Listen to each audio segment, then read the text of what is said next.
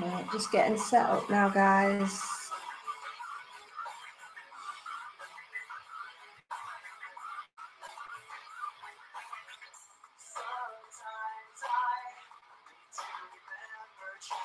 Because it's creepy time. Got to keep it nice and dark and creepy time.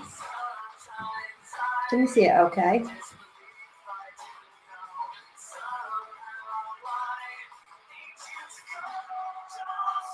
Hi, Gabe.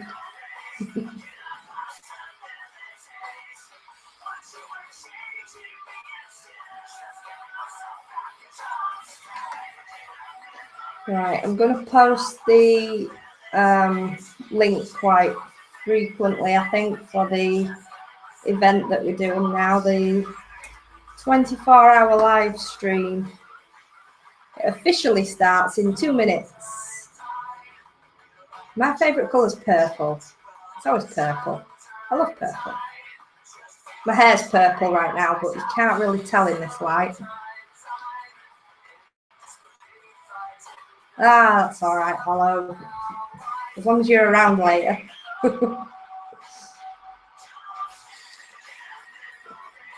Oh, officially 1 minute now.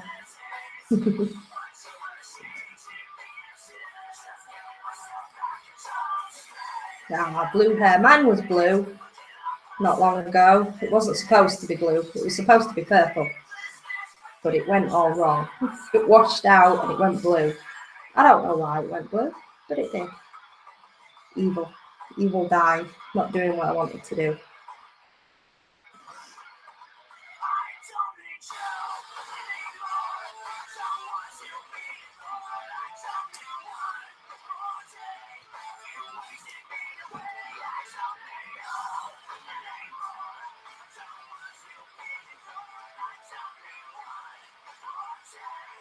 Yeah, I think you said before, Gabe.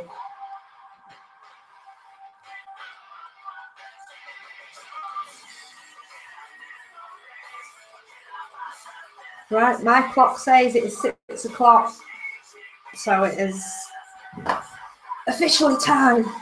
We're starting the 24 hours, and it says I've only got a couple of people in so far.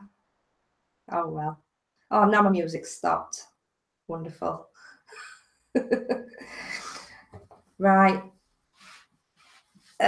Even though there's only a couple of you here and the music stopped, and one of you that's in there is already taking part in this as well.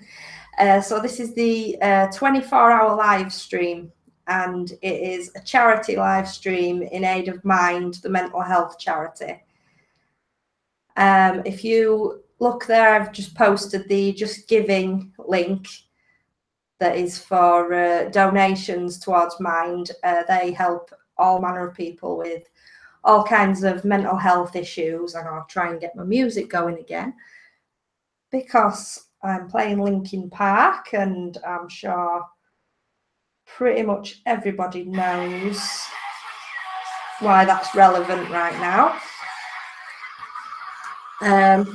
Hey, Mad Whitey. And I'm from West Yorkshire in the UK, Gabe.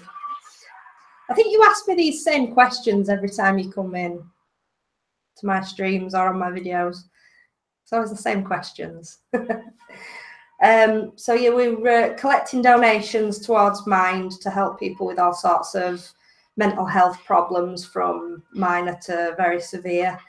I was going to play Dr. Creepathon and his wonderful sound cloud in the background, but given recent circumstances with Chester from Linkin Park taking his own life, I've decided to play some Linkin Park in the background because we're not monetized or anything, so it shouldn't make any difference. We shouldn't get blocked out for it or anything on copyrights.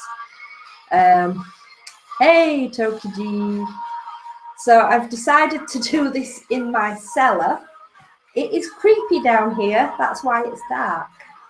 I have, that's an actual candle. burning away over there. Not that you can tell on the stream. I've got a couple more candles around. I've got the lights are all out. I've just got a couple of little torches and things. It's creepy, and there are spiders. And I'm normally okay with spiders, but when they are kind of creeping around the place and I don't quite know where they are, I'm not so okay with them. And down here we have some of those spiders. I used to only see them in tropical pet shops, not as pets. Yes, Gabe, I do like pizza. You always ask me these same questions. I don't know why it's relevant. But yeah, there's always like little greyish coloured spiders with really sort of thin little bodies and then really long hair thin legs. And they're creepy. And I've got a few of them down here with me. I don't like them. I prefer a big fat spider over spindly leg spiders any day. Ugh. Really don't like those. What else was I going to say? Yeah, this where I live, I don't know if you've seen another stream that I did a while back. I'm not actually doing them sort of stories at the minute, Gabe. I'm going to be doing a little bit of waffling about obviously what we're doing here, and then telling you about where I am because it's really creepy as it is. And then I'm going to be telling you about my time as a ghost hunter and my real life experiences with hunting for Casper, because I've got some very interesting ones. Oh no, Mad Mighty Whitey. Oh, get it working. So yes, the place I'm in now is my cellar in my house. But this house used to be way back a doctor's surgery, and the sort of time period we're talking, there'll have been minor surgery going on.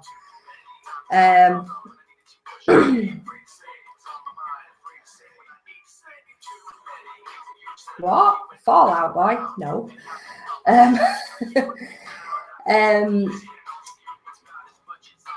Yeah, the time period it was, there would be minor surgery going on here. And down here where I am, I believe this is where they kept all the drugs. There's what you can see behind me there was actually a window, and it goes through to just another part of the cellar that's like a little corridor. And the stairs are up through that side, and the part I'm in now kind of shuts off into its own little room, and there is a big safe built into the wall. Unfortunately, it's all been drilled. We can't use it, it's knackered. But I think this was like a dispensary kind of area. The room upstairs directly above me is the front room of the house, and from what we've seen of the records, that was the doctor's house, the doctor's bedroom, and he operated the surgery further back where our kitchen is, in the back of the house. And we know from the records that the doctor died in the house, so we're pretty sure he actually died in the room that's just above me now. No idea if anybody else died here. There was, I believe there was a ghost of an old woman. Even though I'm on the fence about ghosts, I believe there was a spirit of an old woman when we first moved in, and she was here for quite a while. So you were wondering, am I British? Yes, Gabe, I'm British. I'm in the UK. You ask me every single time. I'm here. I'm in the UK. I'm British. Yes. Look, I keep answering these questions and then forgetting what I was saying. completely forgotten the thread of what we're talking about now. Yes, the old lady. She felt very fussy around me on the stairs. Like I say, I'm still on the fence about ghosts, even though I'm going to tell you about my ghost hunting times. But it felt very real, like an old woman fussing around you on the stairs as if she thought you were going to fall down the stairs. It wasn't a scary sort of presence. It wasn't a creepy presence. But it felt very like she was around you and like she was trying to grab you and touch you. And I felt like she was just worried you were going to fall down the stairs. And from my understanding that I found out later, there was an old woman that lived in this house before us for quite a few years before. The house had been stood empty for, I think it was 5 years. But the woman that had lived in it, I think her husband had passed away, and she was on her own, and she had a fall, which meant she couldn't live on her own in a house anymore, and she had to go into a home where she eventually died in the home. And I think that's when the house came back to the council, I believe, from there. I don't think it was a council house before. I don't know what Americans call that. Is it social housing? So yeah, it went to the council, and then we rented it from there, and it came complete with old lady. So shall I tell you? There's a few more people in now. I'll post the link again. What we're doing here, 24 hours non-stop live streaming. We're jumping from channel to channel. If you check the link that I've just put on, that is a Just Giving link. So you can donate to Mind, the mental health charity. And if you go on there, you will see, as well as in my description at the bottom, the list with times and links for everyone who is going to be taking part. So we're laying out a creepy little trail across the internet for you, so you can follow us all day, literally 24 hours, 6 p.m. to 6 p.m. in UK time, 1 p.m. to 1 p.m. I think it is in America, EST. Right, shall I tell you about ghost hunting then? If you've looked on my channel before, you might see there are a couple of videos on there I've done about ghost hunting. There's one that's quite silly that I made on a ghost hunt, and ghost hunting is not like it shows you on the TV. I had somebody arguing the toss with me not too long ago because I called it ghost hunting and not a paranormal investigation. It's really not as serious and stuck up, and you know, like they show it on TV, it's everybody's so serious, and Yvette Fielding with her all, ooh, scary, this scary building, and sidekicks are always in there, oh, we've got this reading and I can pick up on this, blah, blah, blah, blah, blah. It's really not. Actual real life ghost hunts can be quite fun and silly, have energy to build up any sort of spirit activity, if you believe in such a thing. Then any energy is good, and laughter is actually a really good energy to build up. So on a lot of our ghost hunts we had, my music keeps stopping. We would joke around quite a lot and have a laugh. We never faked any results because that is absolutely thoroughly pointless. If you're ever going to do a ghost hunt, faking results, why would you do it? Sorry, this is really annoying me now. I want my Linkin Park, and it's being awkward. But I know some people do fake results. There are some. I don't want to get all nasty and evil, because I know there's a lot of bitchiness in ghost hunting world. But I do know of a few people that I firmly believe they have outright faked results just for publicity, and it's stupid, pointless, and completely counteractive to what we're trying to do. Most ghost hunts you go on, you literally won't get any proper results at all. You won't get anything. It's perfectly normal to go on a ghost hunt and nothing will happen. Absolutely nothing. That is the reason why a lot of people get sort of dissuaded, go into it believing it, go on quite a few ghost hunts, nothing happens, and you're like, oh well, ghosts are obviously rubbish then. Oh, thank you, Adrian. I do try. The creepy seller vibe.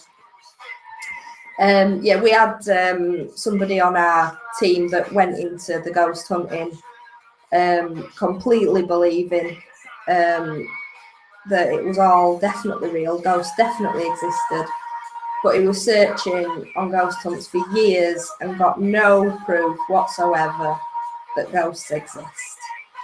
So he stopped believing, but he still went on the ghost hunts. One of the creepy things that happened that I can tell you about today freaked him out. As much as he said he did not believe in ghosts anymore at all, he was freaked out, and he was freaked out about it for weeks. He kept asking me about it over and over. We were in a place that we did quite a lot of investigations called Nottingley Town Hall, and it's in West Yorkshire. It's in the Wakefield region.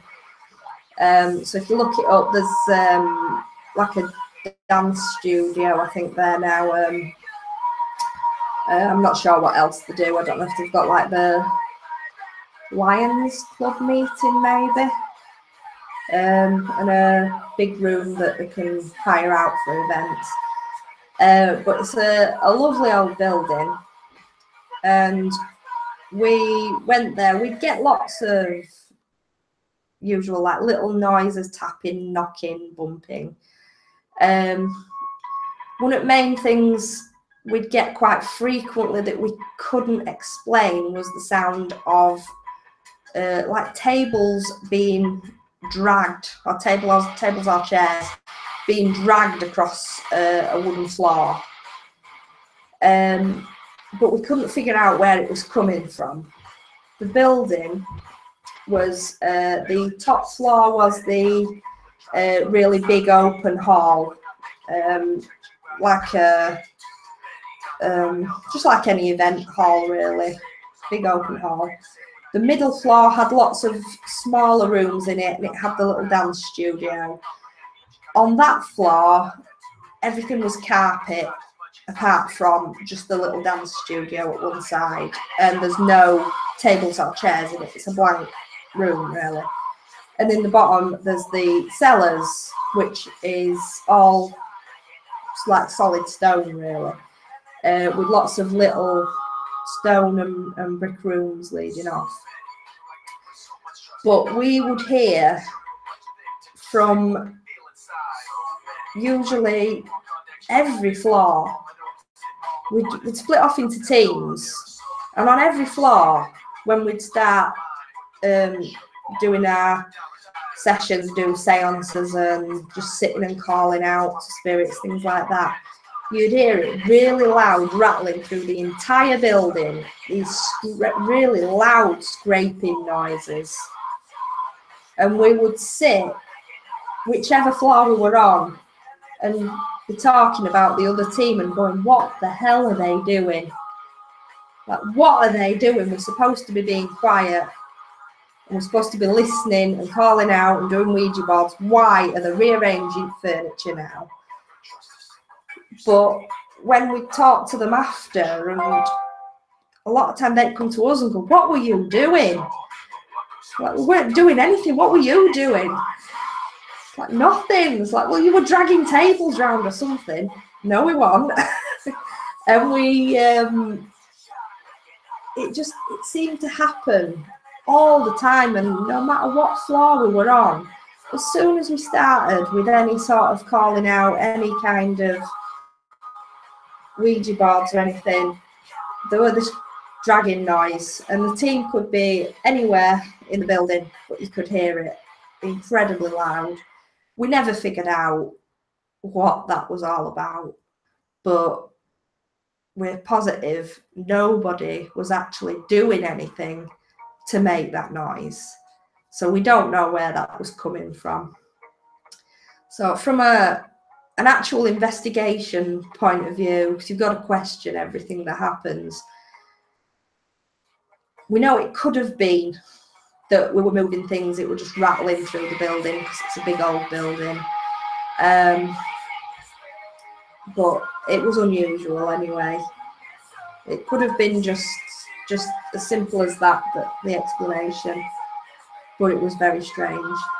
The one thing that did happen in that building, though, the one that freaked out Paul, our non-believer, was in the big hall upstairs, and we were doing a really old-fashioned Victorian seance. We had big round tables, so we sat all around this table. The only other team that was in the building at that time, I believe they were right down in the cellar. So there was no one anywhere near us.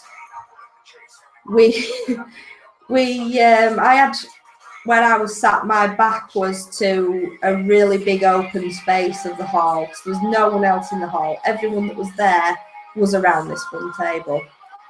All the lights were off. Apart from, I think it's like just some street light coming in through the windows, so you could kind of see, but not a lot. It was very dim, and we had just a couple of torches. We weren't allowed candles lit in the building, all their fire safety and everything, so we just had a couple of little torches lit up on the table. And we were all sat there with sort of holding hands on the tabletop and calling out.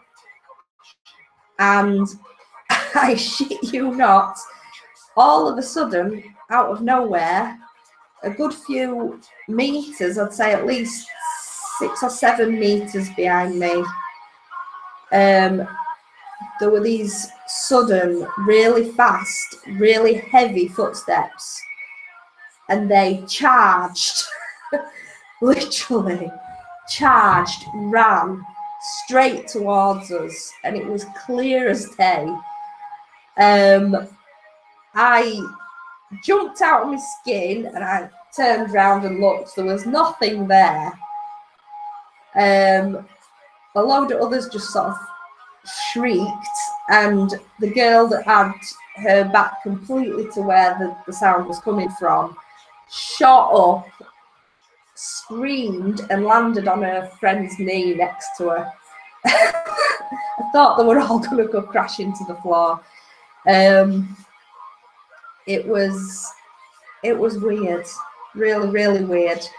And like I said, when you're investigating, you have to think about all kinds of things. Whenever anything happens, the best way to investigate it is to try and debunk it as hard as you can. Whatever you can think of, try and debunk what just happened, whatever explanation you can come up with. And you try and whittle it down to the most likely scenario.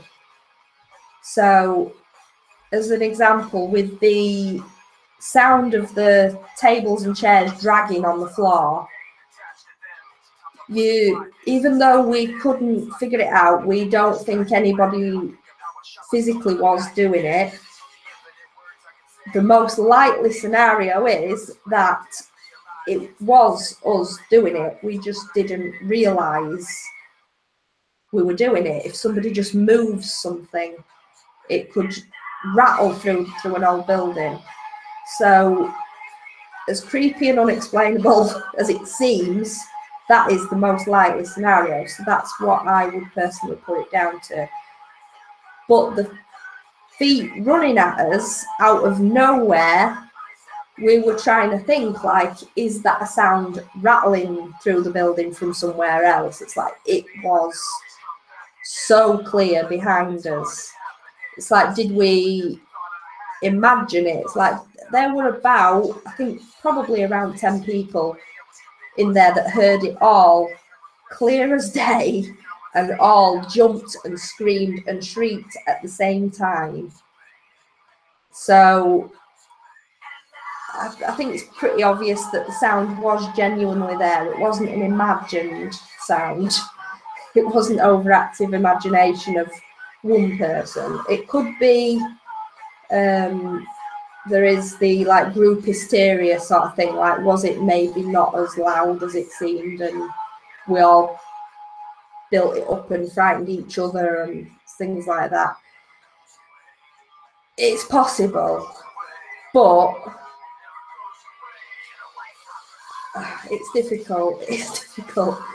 The sound was, I can tell you firsthand, very loud, very clear. So what was the sound to start with for us to all wind each other up about, if you know what I mean, if that makes sense? I still can't explain the initial sound. And like I said, our firm non-believer Paul was terrified. He leapt out of his skin, and he still, every now and then, he'll say, "Oh, you were there that night when that happened, weren't you? Them footsteps." Like, yeah. So, "Oh, you heard it as well, didn't you?" Yeah. And it's like he's always trying to sort of convince himself that it really happened and trying to figure out what it was. Oh, Holla Gentleman's back. Hello. Did you have fun on your errands? So yeah, that was one very, very unusual experience that I can't quite explain. I do believe in ghosts, but I'm kind of, it's more like I'm on the fence over what they are. If it's actual spirits of people, if it's some sort of psychological phenomena that we don't understand, if it's some kind of energy, residual energy, it might not actually be people. If it's, I really like, oh, what's it called now? There's a theory of walls retaining things like a tape recorder. It's apparently some sort of chemicals or something that's in the bricks of buildings that can genuinely record the same way as a cassette tape, like literally the same as a cassette tape, and can play back sound at certain temperatures. I don't think it's ever actually been fully investigated and proved, but it's a theory and it's a weird one. I like it. It's an interesting theory. Right, other weird shit that's happened. If you've ever heard of table tipping, I'm sure most people probably have. It's where you get a table, you stand around it, and you only touch it lightly with fingertips. It's usually, we've found best with a really little light table. We've used ones that are from IKEA with little fold-out legs. And it seems to work best usually with either 4 or 5 people around it. You fingertips on, and then you call out and ask spirits to move the table. A lot of the time it's not worked for us. Again, ghost hunts are not like on the telly where it's constant like live action and things being hurled at your head and, oh, there's a knife, oh my god, where did the knife come from? No. That's so that is invented bullshit. Yes, it was. Hello, mother. But yes, the table tipping incident that I cannot explain occurred in, let me think, which place was it? It was Nostell Priory, I think. Yeah, Cellars of Nostell Priory. I'm sure it was Nostell Priory. Now, again, is a old stately home in West Yorkshire. We went down there for, it was a Halloween special, I think it was. We had 2 nights down there. There was a big open space. There were like lots of little storage rooms and things, and it was quite eerie down there. But there was a big open space that we had the table, and it was quite bright, and I didn't think there was really any energy going on down there. It didn't feel like anything was going to happen. But I wasn't on the table either. I wasn't touching the table. But I was right next to it watching, and the table normally only tips a little bit and it can move around and go on one leg and things like that. This time the table tipped to one side, and it was only going very, very slowly, and you could see that everybody was only just touching it. Because you can usually tell, and especially with going on lots of ghost hunts, I have seen people faking it, and it's ridiculous. Because we take the public out on ghost hunts, and every now and then you get people that just thought it was funny to wind people up. The last ghost hunt we had public on, there was some people that were drunk, and we found out they've been talking about they've been taking something, and then we heard them, somebody overheard them saying they've been doing stuff to just wind people up because it was funny. It's not funny. It's stupid. Why pay to go on a ghost hunt and then pretend and make fun? And just stupid. But yeah, you can sort of tell with the way people's fingers look, and you can see if there's any pressure being put on. There didn't look to be any pressure being put on from anywhere, and the table was tipping slowly. It took a couple of minutes, and it just kept tipping and tipping to one side, and eventually the angle of the table, if it's upright, it was just tilting and tilting and tilting until it was at such a ridiculous angle that the weight of the top of the table, it should have just dropped to the floor, and the legs should have slid out from underneath it, but it didn't. And it was just like that for about, I don't know, maybe 15-20 seconds. It was like it was just hovering at this ridiculously extreme angle, and then it just came back up again. And I thought it looked very, very strange how it could get to that angle and not fall down. So when everybody was done and they moved on to other experiments in other rooms, I got the table back out and I put it in the same spot on the floor in the same place, and I tried my hardest to tip that table up to that angle, and I couldn't get it anywhere near before the legs gave out from under it, and the top was too heavy and it came crashing down on the floor. It just didn't work. So Ghost Hunter analysing it, it's possible the legs could have been caught on something on the floor, but I had a really good look and I actually tried to catch it on something on the floor so that it wouldn't tip up and fall over, but it still did. It wouldn't go to that angle again.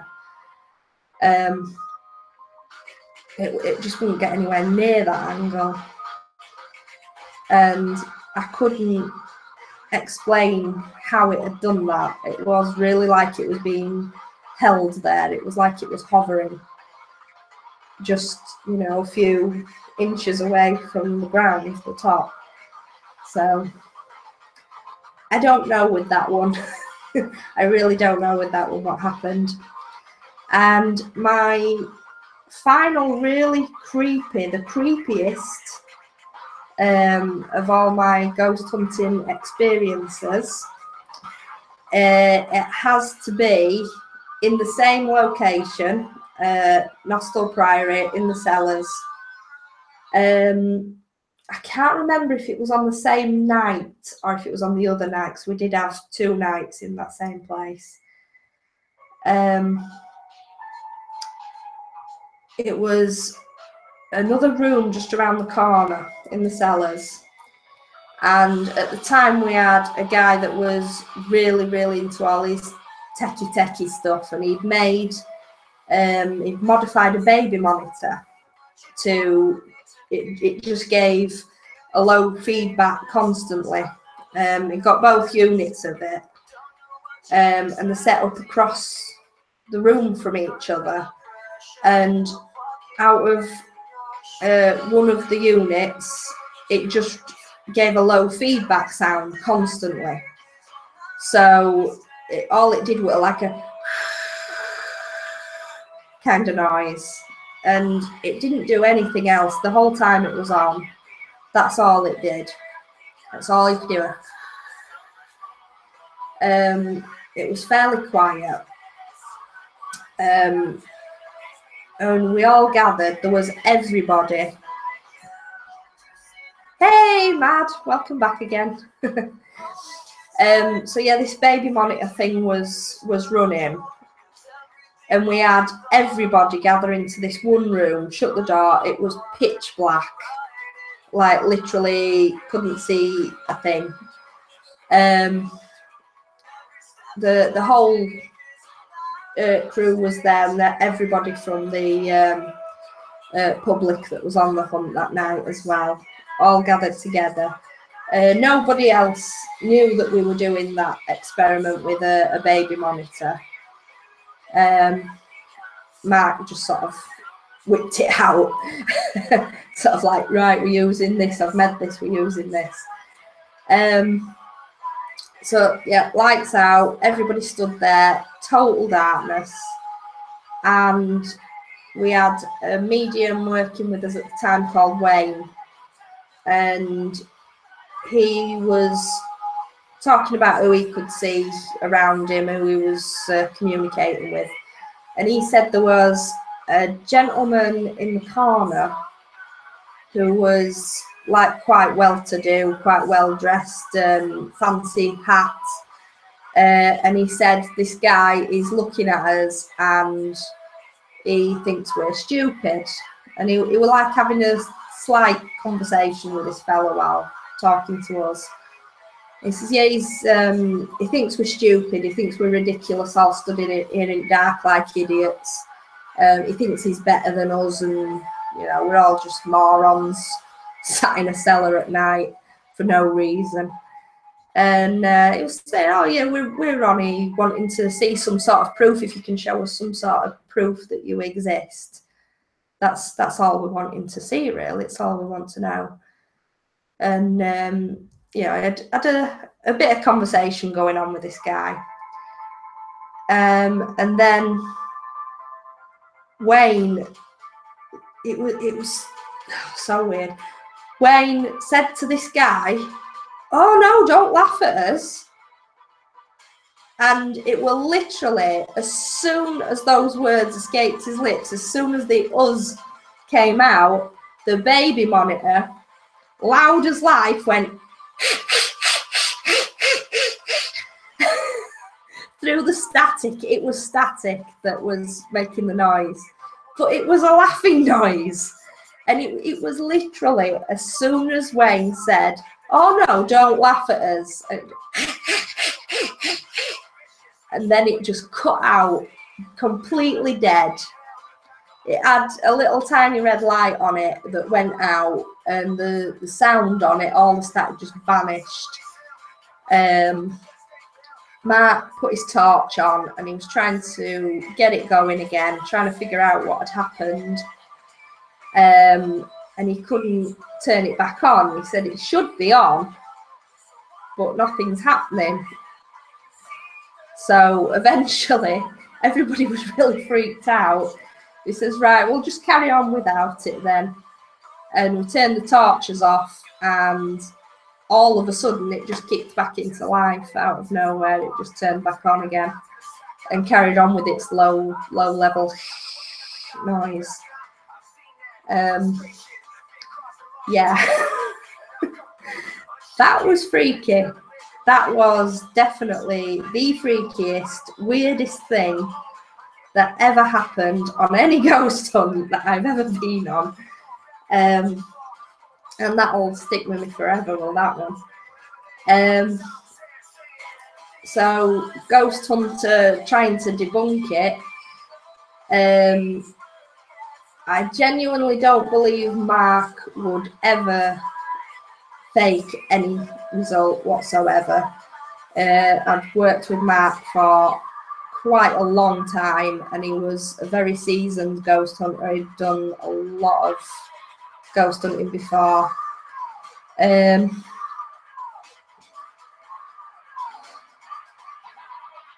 You wish Americans still called them torches?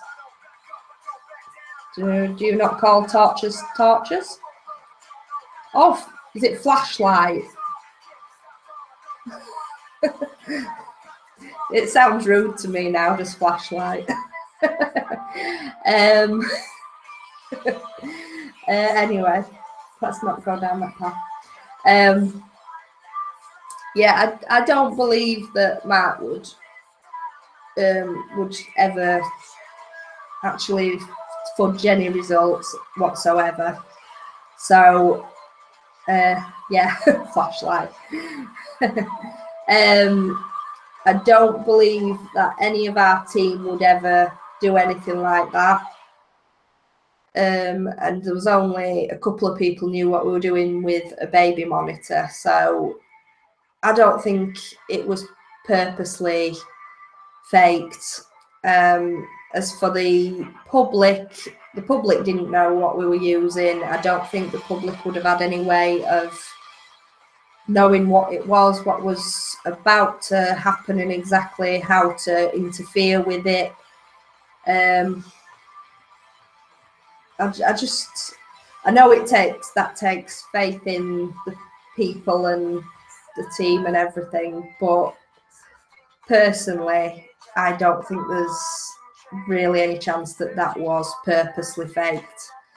As far as it being actual genuine interference from something else, that is a possibility, but I find it hard to accept because of the extreme timing of how it happened.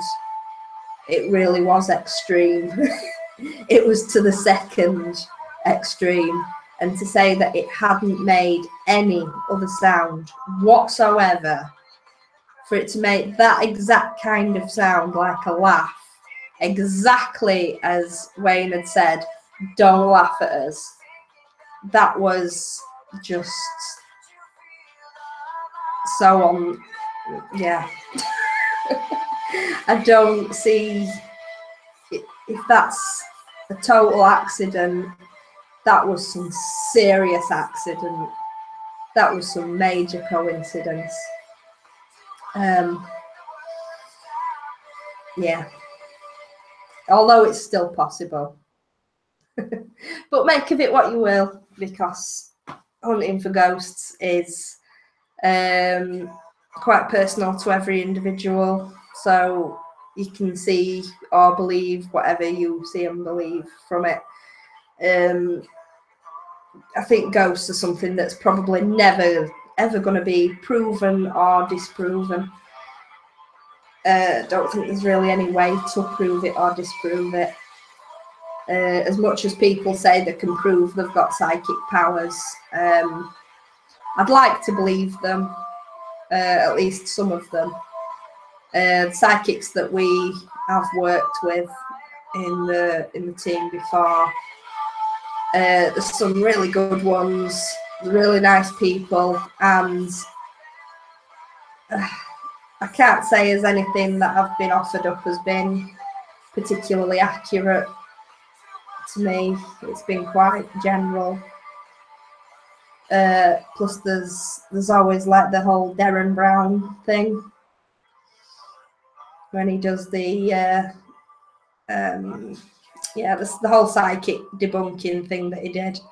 I think he did a full program on it, and it was really good, and he could show his psychic powers a lot better than any other actual self-proclaimed psychic. So I'd be more inclined to believe Darren than psychic powers actually genuinely being real, which is a bit sad because I'd like to believe in them. You've seen Ghostbusters, they're real. Yeah, I need a proton pack. There was actually, some of our team did have Ghostbuster onesies. They were proper like Jama onesies. And they'd always turn up to hunts wearing them. They'd take them off usually for the hunt, but they'd drive up to the ghost hunt wearing their Ghostbuster onesies and usually put them back on again for the drive home. It was quite cool. They were a little team. It was oh God, what's his name? Andy. Oh, just a minute. I will tell you what his name is. His last name has completely escaped me.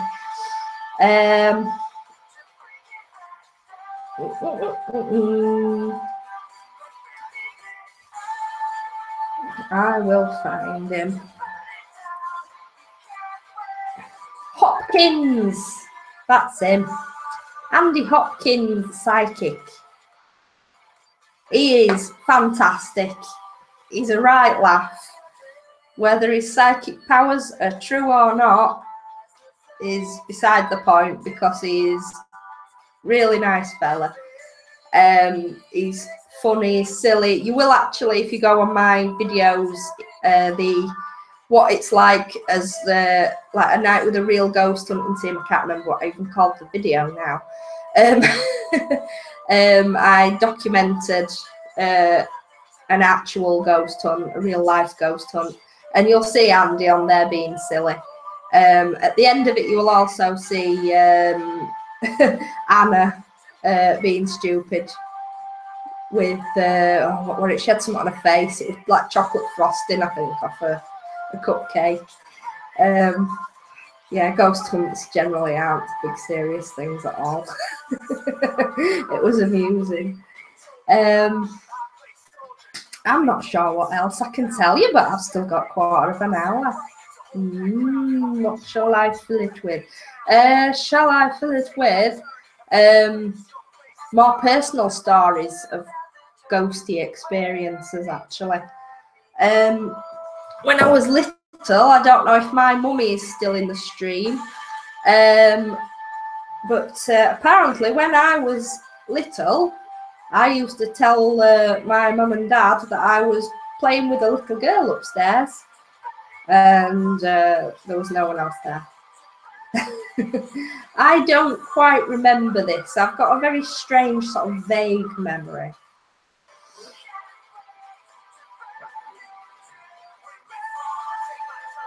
Ah, Toki's done some ghost hunting things before. What sort of things happened on your ghost hunts then? Do you get any compelling evidence? Yeah, I don't really remember saying that I've been playing with this little girl upstairs in the house, but yeah, apparently I told my mum and dad quite, I think a few times, that there was a little girl there in the house. Things that I remember, there was actually a guy that lived next door to us at my mum and dad's for a while, and I didn't like him. I don't think anybody particularly liked him. He lived there, just him and his son, and he made out like he was really disabled. He claimed money for his disability, but we'd see him in the back garden, you know, no, didn't need his walking stick. He was building a shed. But when he walked down the street, he were with his walking stick, and I can't walk. But he could walk well enough to pub every week to spend the money he didn't work for. He was generally a bit creepy and weird. But he died, and his son just lived in the house for a while. And our bathroom was right next to the wall that we shared with their house, semi-detached. And it felt creepy in the bathroom. Quite frequently after he died, I actually felt like he was in the bathroom being pervy while I was in the bath. It was a really weird, strong feeling that he was stood right there, and it was that much of a strong feeling, a creepy, horrible feeling, that I actually verbally told him to fuck off. I have no idea if he genuinely was there or not, but it'd just appear out of nowhere. I'd be in bath, and all of a sudden it'd be like, ugh, fuck off, John, get away, ugh. And you weird old pervert. A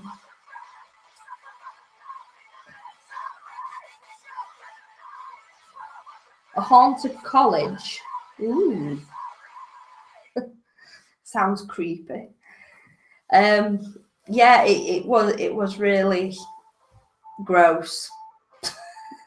It was really, really gross feeling. Felt like there was a pervert ghost staring at me in the bath. Really horrible. So yeah, I told him to fuck off, and eventually I think his son moved out, and it felt like he went with him. He didn't come back again, but it happened quite a few times. Very, very weird and eerie. The other times I think we've had weird experiences was when I was working at a charity shop. I used to work at the Heart Foundation, the British Heart Foundation, and we had a ghosty thing going on. The ghost was affectionately known as Monty, even though it wasn't. And everybody kept saying there was a guy that had hung himself in the cellar, and he was the one that was haunting it. But the cellar, I wouldn't have said was big enough. The ceiling was really, really low. I couldn't quite picture anybody managing to hang themselves in there. I don't know where that story came from. I don't think there was any truth to it. But the cellar there did feel very, very eerie and creepy. And I did once on the shop floor. It was the first time that I feel I genuinely may have actually seen a ghost, but it was out of corner of my eye sort of thing. It probably just one of them things where your mind plays tricks on you. But I was hoovering the shop floor at the end of the day, and I swear there was a man walked in, really sort of fancy dressed. I can still kind of picture him now, and I've got a terrible memory for people, but I can still kind of picture him now. It was just a fleeting glance, and he was so clear there, and I was just about to say, oh, we just shut in, and he wasn't actually there. There was no one there. And also upstairs, one day I was talking to the manager before the shop opened. We were both in quite early, and obviously charity shop, there's things everywhere because it's just donated stuff, so there's all kinds of stuff all over the place. But at one end of the room, it was a really long room. There was a stack of plates that somebody donated. It's really big, tall stack of plates. And we were at the other end of the room talking. There was no music on yet. We'd not put radio on. We'd not done anything. We'd just come in, got a cup of tea, and we just stood there talking around the sorting table where we sorted through all donations. And all of a sudden, we just heard a really loud clattering noise, and it was like the plates, but it was loud, not just the rattled or anything like that. It was very loud, and we both sort of like, what was that? And then we sort of, all right, it's probably Monty, yeah, joking about. So then we carried on talking, and it happened again, but this time again, corner eye sort of thing. But as the noise happened, I swear some of the plates lifted up and bumped back down again. I'm sure they did. I don't know how that could possibly have happened, but it just like maybe an inch or two. Don't know. I really don't know. Right, I'm getting on to the end of my time. I've only got about 5 minutes left. Right, so your next narrator, hopefully, should be Scareeds. Let me just see if I can pull him up. I hope he is there and getting ready.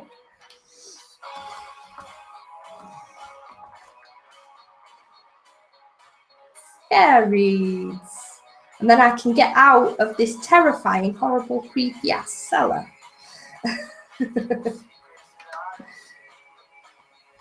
Right, I shall offer thy up a link for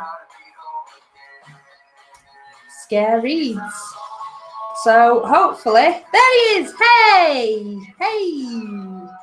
So yes, there is the link to his channel. I don't know if you've got the direct link there, Scare, for the actual live video. Are you all ready? Are you ready to take it on and be super scary?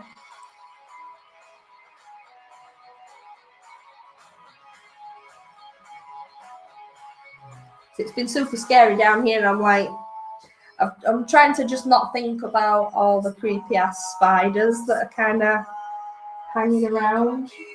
I saw a chubby one down there earlier. You guess. You guess. Maybe. Well, thank you, Adrian. Yeah, it's over there. There's a little web with one of those like creepy leg spiders, the ones with the really, really long, thin legs that I hate. It's not a daddy long legs, by the way, if that's what you're thinking. I mean, they're not actually a spider. I can't remember what the class is now, but they're not actually a spider. They don't have 8 legs. But those things do have 8 legs. And they're horrible and long and tickly and creepy and weird. And I don't like them. And there's one over there. It's quite a small one, though. So I think when I come back later, as I will be back on later on, I've forgotten my time, 10 o'clock my time. EST time, I will be back at 5 p.m. Yeah, 10 o'clock my time. And later on, I've not fully decided, but I think I'm going to leave the camera this time and go back upstairs into the warmth of my bedroom. And I think I might read you Seer of Possibilities. Hey, Creepy Blonde Girl. Hi. Creepy Blonde Girl will be on later on. She will be... oh, you're wrapping up, aren't you? You're wrapping it up at the end. The final one. Yes, I think I'm going to read you Seer of Possibilities. So I did it on my channel, and I really enjoy that story. So I think I might give you a live reading of that story, because I really enjoy that story. It's a long story as well. Right, I'm like literally about 2 minutes left. Thank you, Hollow. Yes, I've quite enjoyed it. I was a bit worried. I've not done a live stream like this sort of style before of, you know, just kind of sitting and telling, literally just telling stories as they are. Of no notes or anything. No real sort of prep for it. Just kind of decided I was going to tell you about my ghosting times. And I did. Right, so I will once again offer up the Just Giving address. That's that in. And oh, the candle behind me started making crackling noises, and I'm like, what the fuck's that? It's just the candle burning out. Right, guys, follow on. The link is below, and I've posted the link over in the chat as well. Follow good old Scare Reads. Yay! Yes, Scare Reads, no problem. If you are new to the stream thing, you say this setup's quite new to me. Oh, that candle's dying. Oh, it's got even darker in here now. Yes, it's all good.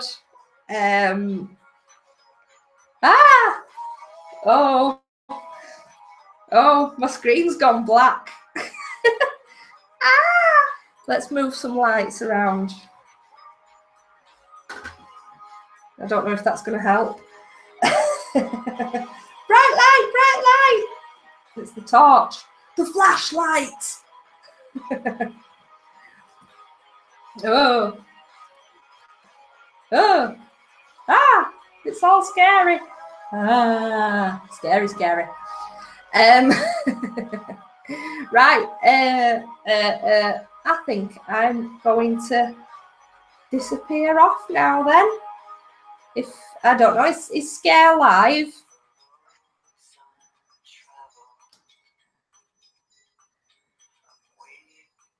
Because we ideally need to keep it going and like overlap the streams slightly.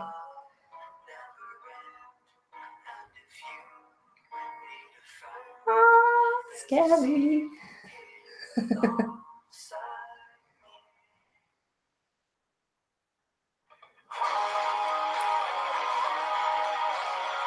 I don't think he's got live yet.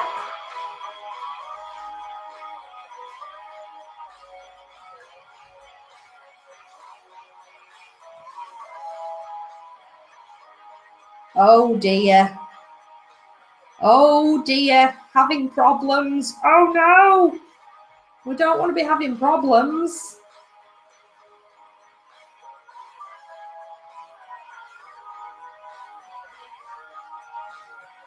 I'm having problems. Look, me blooming.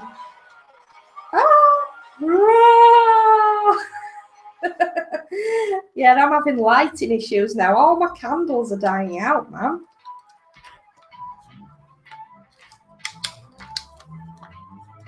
Oh, come on.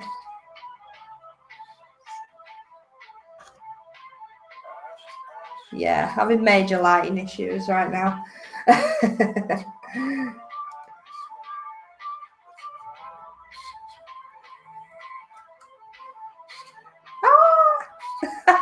It's I think it's because of my light.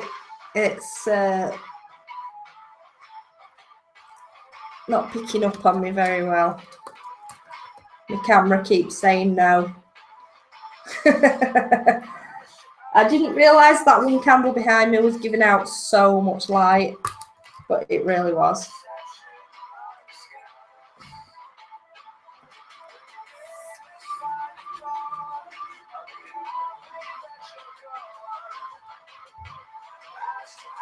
Right. Yeah, I might have to carry on doing some reading. Just a minute then, I will nip upstairs and put my actual light on. It's kind of ruins the ambience a bit, but I haven't got any more candles and can't see anything.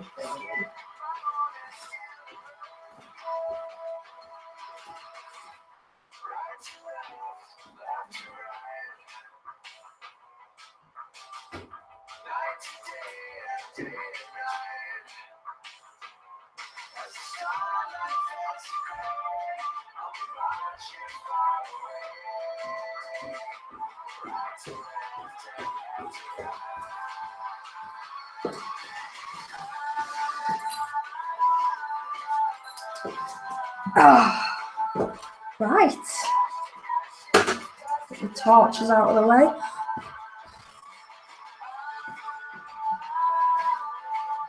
Well, this is unexpected. Well, you can kind of see the hair's actually purple.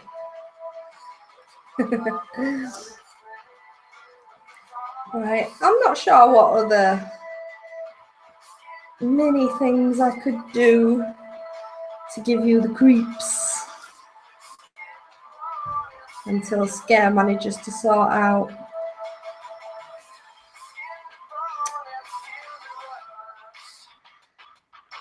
Let's find something. Some random thing. Oh, you know, the last time when I did a live stream, I was just reading whatever the newest creepypasta was to be published, and it backfired on me big time. Because, you know, we were having this, fun, and it was my 100 sub special, so we were just being silly and drunk reading, ha ha ha ha.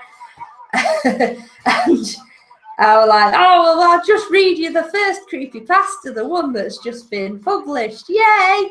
It was a horrible, horrible, awful story about rape. And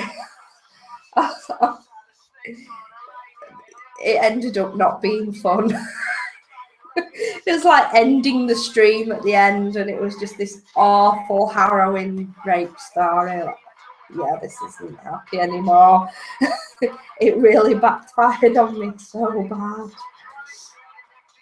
So I feel a little bit funny about just randomly reading a creepypasta now. Yes, Rachel, I know. We have the same thing when you're streaming on your Twitch, and we can hear you, but we can hear you on the thing, on the phone or on the laptop, but we can hear you as well in the other room. Rachel lives in my house, the Pandacorn. She will be streaming later on. Yeah, just banging randomly. Are you making any progress with the Scare Reads stream?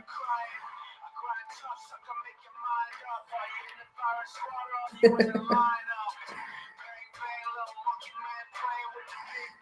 da, da. Right, let's find the story. Thing is, I have no idea what the newer stories are on creepypasta.com. I haven't read them. I don't know what they're like. I don't know how long they are. This one looks very long. Oh, my phone battery is dying where the music is coming from. Oh, that's really, really long.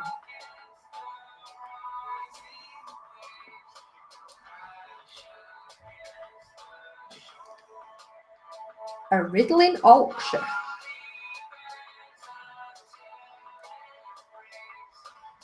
Oh, this looks like it's really long as well. Shall I read you some crappy pasta instead? Oh, the micro pastas. I think everyone's heard all the micro pastas, haven't they?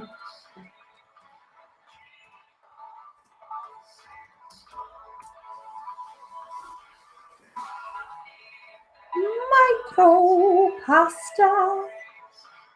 Oh, go away. I don't want to subscribe to the bloody mailing list.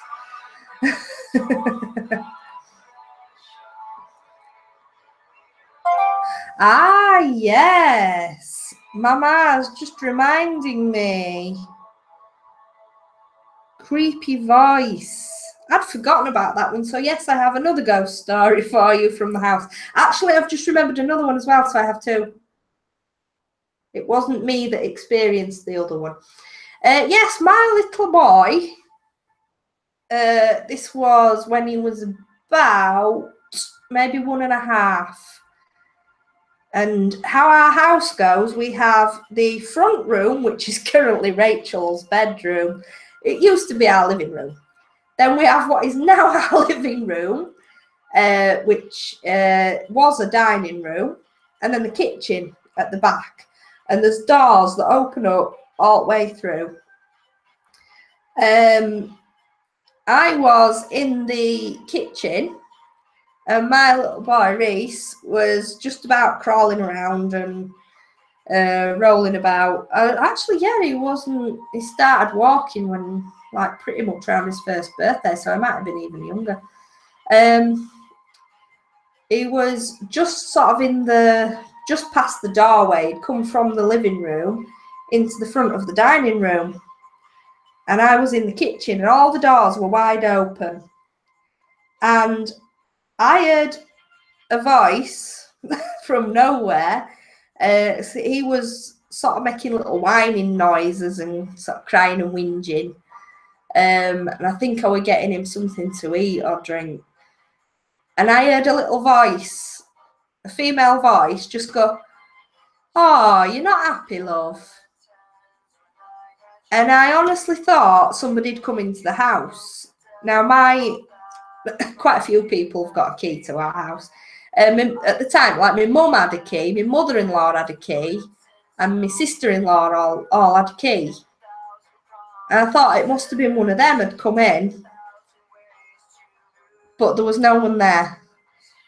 So I thought, well, maybe it were a noise on the telly, but the telly wasn't on loud at all, and the voice that I heard just didn't seem to match up. And I'm sure it came from near where my little one was.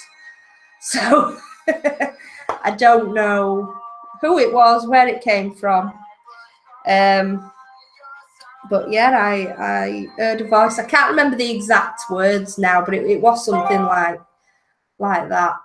Something, "Oh, you're not happy, darling. You're not happy, love." Something like that. So yeah, that was weird. And then while the house was still set up in that layout as well, but this was before I had my little one, this was way before.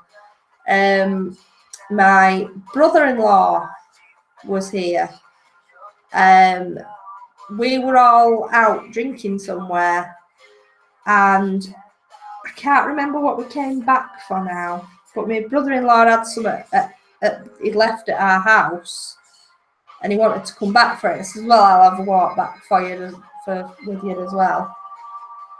And we came back, and we ended up having, hey, Scares Live. Right, I'll just wrap this quick story up then. Right, yes, we came back and we said, oh, well, we'll just have a quick drink in-house before we go back out. So we were sat in the dining room at the table having a drink, and we were talking, and he looked through into the living room through the door, and he was like, oh, fucking hell. I'm like, what's up with you? So I just saw the thing, there was a thing. Like, what are you on about, a thing? I saw the thing, there was a thing there. What? What thing? And eventually he was freaked out to the max, and eventually he admitted and said it was a woman holding a baby. Right there at the edge of the living room, a woman holding a baby. And he saw it, and it freaked him out, and then it disappeared, and yeah, there you go. Creepy stuff's in our house. Right, we've done it. Scare is live. So I'm going to attempt now to share you his direct link. There we are.